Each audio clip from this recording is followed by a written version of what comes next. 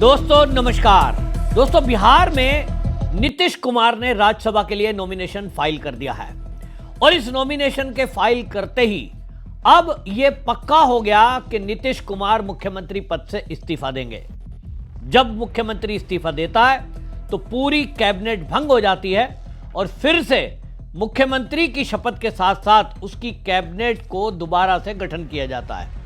यानी बिहार में सरकार का पुनर्गठन होगा, यह तय हो चुका है। हालांकि अभी नॉमिनेशन फाइल हुआ है, फिर उसके बाद चुनाव की प्रक्रिया होगी और जैसा माना जा रहा है कि जितने भी भारतीय जनता पार्टी की तरफ से नॉमिनेशन फाइल हुए हैं उनका तो चुना जाना पक्का ही है। अब इसमें यह पक्का हो चुका कि नीतीश कुमार अब केंद्र की राजनीति करेंगे, तो बिहार की राजनीति कौन करेगा, बिहार में मुख्यमंत्री कौन होगा। यह मैंने आपको पहली वीडियो में बताया कि बिहार में अब भारतीय जनता पार्टी का मुख्यमंत्री बनने जा रहा है। क्योंकि देखिए, भारतीय जनता पार्टी ने अपना एक दोस्ती का, गठबंधन का धर्म निभाया और हर बार नीतीश कुमार को सपोर्ट करते हुए उन्हीं को मुख्यमंत्री बनाया जब तक उनकी इच्छा रही।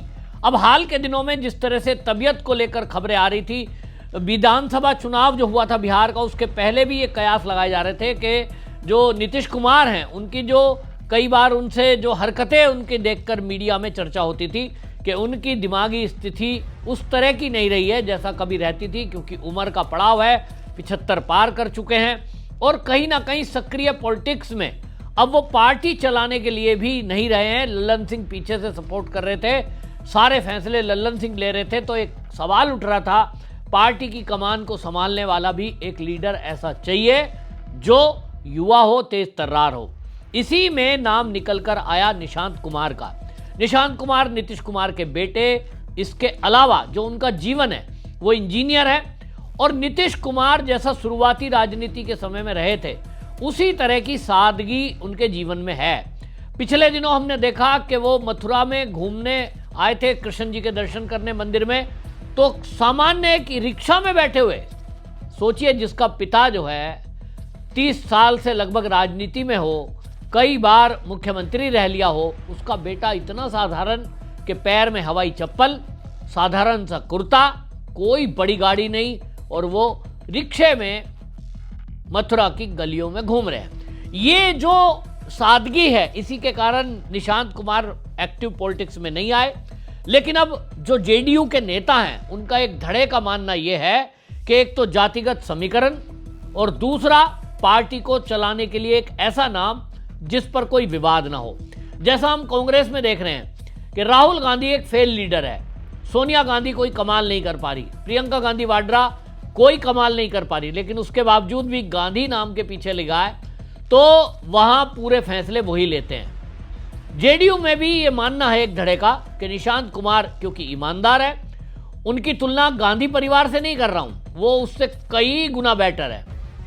लेकिन अब वो अगर पार्टी की कमान संभालेंगे तो एक तो नीतीश कुमार का उनके साथ सलाह मशवरा और उनका आशीर्वाद रहेगा, दूसरा सबके अंदर एक ये रहेगा कि उनके नाम पर कोई विवाद नहीं करेगा।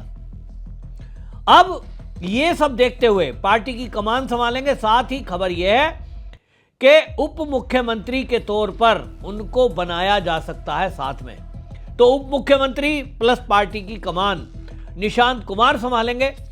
दूसरा आपको बता दूं, उसी में नाम आ रहा है अशोक कुमार का।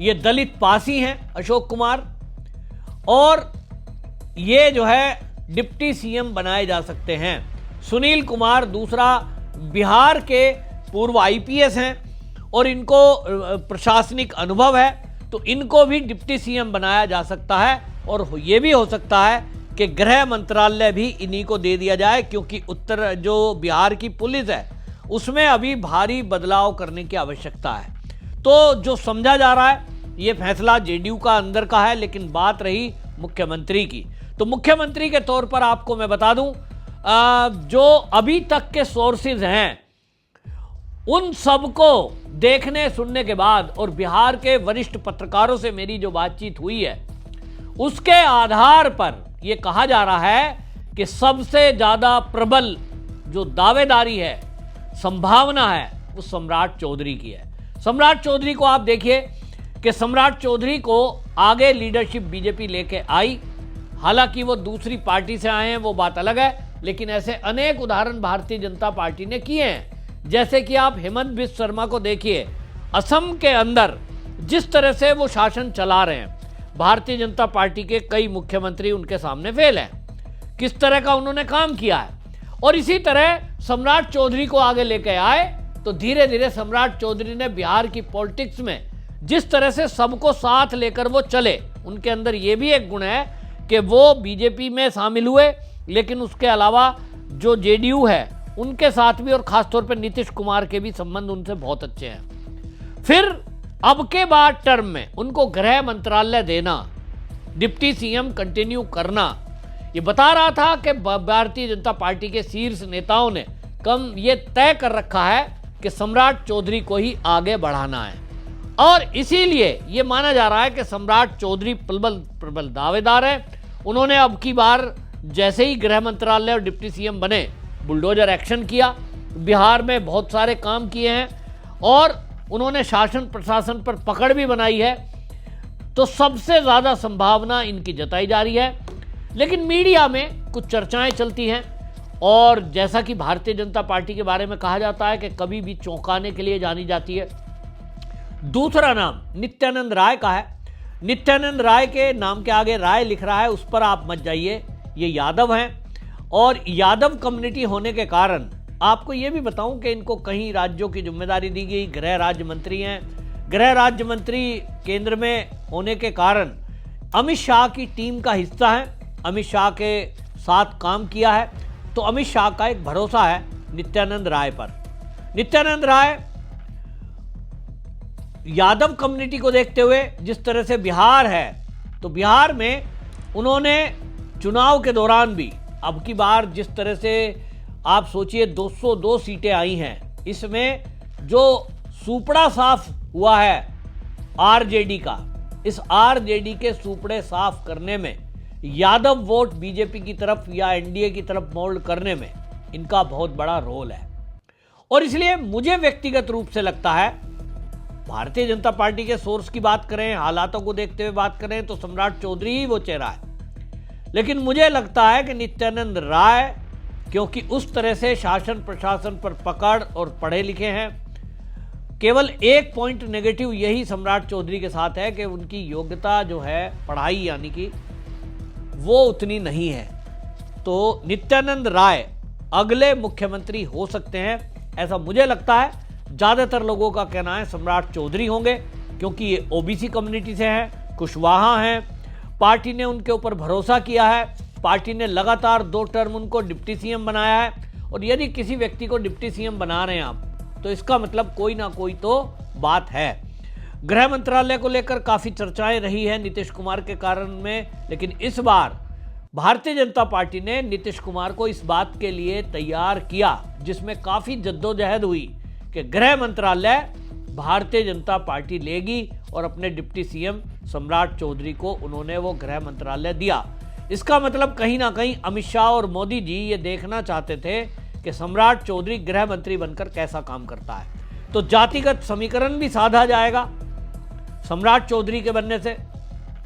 दूसरी तरफ जो नीतीश कुमार हैं, उनकी निकटता इनसे है, नित्यानंद राय से उतनी निकटता नहीं है। तो ये जो गठजोड़ है, इसके कारण ज़्यादातर लोगों का मानना है कि सम्राट चौधरी को मुख्यमंत्री बनाया जा सकता है। और जैसा मैंने कहा, अगर बात करें दिल्ली के मीडिया कर्मियों की और जो पार्टी के शीर्ष के टच में रहते हैं, जो मेरे सोर्सेज हैं, उनके अनुसार नित्यानंद राय मुख्यमंत्री हो सकते हैं। बहरहाल अभी तो जो मैंने आपको बताया 2 डिप्टी सीएम जेडीयू से रहेंगे, और नीतीश कुमार जी का बेटा पार्टी की कमान संभालेंगे, साथ ही डिप्टी सीएम रहेंगे निशांत कुमार। ये बड़ी खबर है। और नीतीश कुमार अभी जो है इस्तीफा तुरंत देने वाले नहीं है।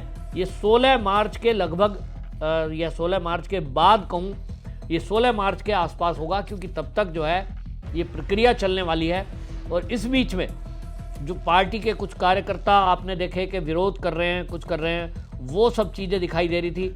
बहरहाल इस मामले में जो ये सब जो है नॉमिनेशन के लिए अमित शाह वहां पहुंचे थे। अमित शाह का क्या रिएक्शन था, इस पर आप सुनिए। आज मैं पटना में श्री नितिन नवीन जी, राष्ट्रीय अध्यक्ष भाजपा, श्री नीतीश कुमार जी, बिहार के यशस्वी मुख्यमंत्री श्री रामनाथ ठाकुर जी, श्री उपेंद्र कुशवाहा जी और श्री शिवेश राम जी के राज्यसभा के नामांकन के लिए यहां पर आया हूं। श्री नितिन नवीन जी राज्य में लंबे समय तक यशस्वी राजनीति करने के बाद भाजपा के राष्ट्रीय अध्यक्ष बने हैं और अब वो राज्यसभा के माध्यम से संसद में भी अपना योगदान देंगे। हम सब एनडीए के सदस्य, भाजपा के करोड़ों कार्यकर्ता नितिन नवीन जी का राष्ट्रीय राजनीति में और संसद में स्वागत करते हैं। आज बिहार के यशस्वी मुख्यमंत्री श्री नीतीश कुमार जी ने भी राज्यसभा में अपना नामांकन किया है। इसके साथ ही बहुत लंबे अरसे के बाद श्री नीतीश कुमार जी फिर से एक बार राष्ट्रीय राजनीति में राज्यसभा सांसद के नाते प्रवेश करेंगे। 2005 से लेकर आज तक नीतीश कुमार जी बिहार के मुख्यमंत्री रहे। उनका एक कार्यकाल एक प्रकार से बहुत यशस्वी रहा। ये कार्यकाल उनका बिहार के इतिहास में स्वर्णिम पृष्ठ के रूप में लिखा जाएगा और बिहार के विकास के सारे मायने को उन्होंने गति देने का काम किया। उन्होंने अपने शासनकाल में बिहार को जंगल राज से मुक्त करने का काम किया। इन्होंने बिहार की सड़कों को न केवल गांवों तक जोड़ा, बिहार की सड़कों की स्थिति को भी सुधार किया। इतने लंबे करियर में विधायक, सांसद, मुख्यमंत्री, केंद्रीय मंत्री रहते हुए उनके कुर्ते पर कभी दाग नहीं लगा। पूरा जीवन भ्रष्टाचार के आरोप लगने बगैर इतना लंबा राजनीतिक सफर शायद ही किसी राजनेता ने तय किया हो जो नीतीश कुमार जी ने किया है। बिहार में हर गांव, हर घर में बिजली पहुंचाने में भी उनका बहुत बड़ा योगदान रहा। हमेशा नीतीश जी सादगी, शुचिता और सार्वजनिक जीवन के उच्चतम मूल्यों के पक्षधर रहे, जिनका पालन उन्होंने भी किया। नरेंद्र मोदी जी के नेतृत्व में 11 साल तक बिहार को हर प्रकार से आगे ले जाने में बहुत बड़ा योगदान किया और उनके नेतृत्व में ही मोदी जी की भेजी हुई सभी योजनाएं बिहार के जन जन तक पहुंची। 1974 के जयप्रकाश आंदोलन के वो प्रमुख नेता रहे हैं और तब से लेकर आज तक पूरा जीवन जेपी के सिद्धांतों पर उन्होंने बिताने का प्रयास किया। आज फिर से एक बार वो राज्यसभा के सांसद के नाते दिल्ली आ रहे हैं। मैं और एनडीए के सभी साथी उनका हृदय से स्वागत करते हैं और उनका कार्यकाल जो मुख्यमंत्री के नाते हैं वो हमेशा बिहार के लोग याद भी रखेंगे, उसका सम्मान भी करेंगे। मैं फिर से एक बार नितिन नवीन जी और नीतीश कुमार जी का राज्यसभा में आने का स्वागत करता हूं। अमित शाह कह रहे हैं कि भाई नॉमिनेशन फाइल किया है, नितिन नवीन का कराया है, नीतीश कुमार का नॉमिनेशन कराया है। हालांकि सबके पीछे जो चीज़ें हैं वो अलग बात है। इस पर आपको बता दें कि तेजस्वी यादव वो कमेंट कर रहे हैं और फैसला तो ये भाई एनडीए का है, लेकिन इनको मिर्ची लगी हुई है। इनको समझ नहीं आ रहा कि भाई अब क्या हो रहा है, बदलाव हो रहा है। और इनको जो मैंने बताया कि यादव कम्युनिटी इनसे चिटक गई है और नित्यानंद राय यदि सीएम बनते हैं तो ये जानते हैं कि जो बचा कुचा यादव इनके पीछे रहा है सबका सब शिफ्ट हो जाएगा भारतीय जनता पार्टी में। और इसलिए कह रहे हैं साहब जादू टोना करवाया गया, उनको जो है प्रेशराइज किया गया। हम तो पहले से कह रहे थे नीतीश के नाम पे लोगों ने वोट किया है, नीतीश को धोखा दिया गया। सुनिए क्या कह रहे हैं।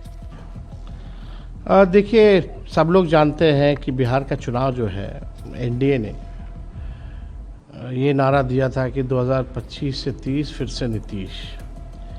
और जिस तरह से चुनाव हुआ, बीजेपी के घटक दल भी सब लोग जानते हैं, एनडीए के सभी घटक दल, कि किस हिसाब से तंत्र मंत्र पूरा सिस्टम लगा करके चुनाव हुआ। और उस समय भी हम चुनाव में भी घूम करके कहते थे कि नीतीश जी को भाजपा के लोग जो हैं हाईजैक कर रखे हैं और इनको दोबारा कुर्सी पे बैठने नहीं देंगे। और हम ये भी कहते थे कि महाराष्ट्र जैसा जो है रिफाइंड तरीके से बिहार में इस चीज़ को लागू किया जाएगा।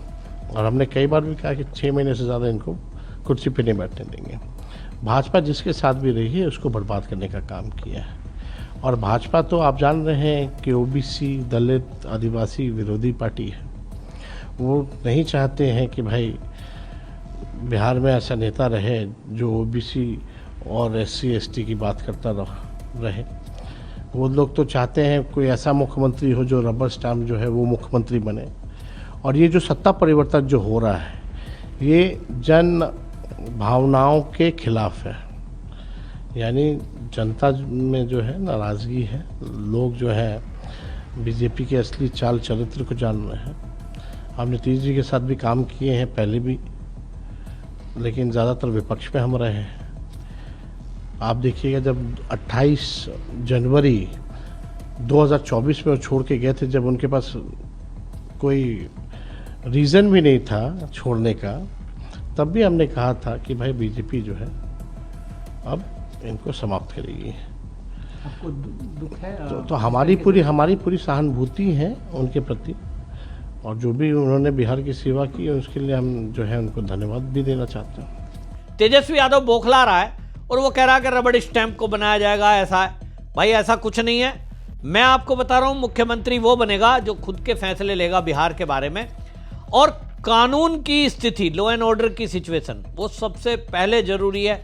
ये प्राथमिकता के तौर पर रखा जाएगा। और इसीलिए भारतीय जनता पार्टी सम्राट चौधरी को बनाए या नित्यानंद राय को, ये तो तय है कि बिहार में अब जो ये आरजेडी के गुंडे हमने देखे थे चुनाव के दौरान में, इनके ऊपर कोई कार्रवाई नहीं हुई चुनाव के बाद उस तरह से जैसे होनी चाहिए थी। और बिहार में शराबबंदी का एक बड़ा मुद्दा है, शराबबंदी के बावजूद शराब बिक रही है। तो ये भी मुझे खबरें मिल रही है कि अब जो नई सरकार बनेगी वो शराबबंदी को हटा देगी, क्योंकि इससे करोड़ों रुपए का जो राजस्व प्राप्त हो रहा था वो राजस्व की हानि भी हो रही है और शराब चोरी छिपे बिक भी रही है। तो कुछ चीजें सामने आ रही हैं, नया बदलाव, नई बातें, और ये केवल भारतीय जनता पार्टी में ही हो सकता है कि बिना किसी झगड़े झंझट के वहां मंत्रिपरिषद बदल जाता है, यहां तक कि मुख्यमंत्री भी बदल जाते हैं। तो बिहार को एक नया मुख्यमंत्री मिलने जा रहा है, तो सम्राट चौधरी या नित्यानंद राय। आपकी राय क्या है कमेंट में जरूर लिखें, वीडियो शेयर करें। वंदे मातरम।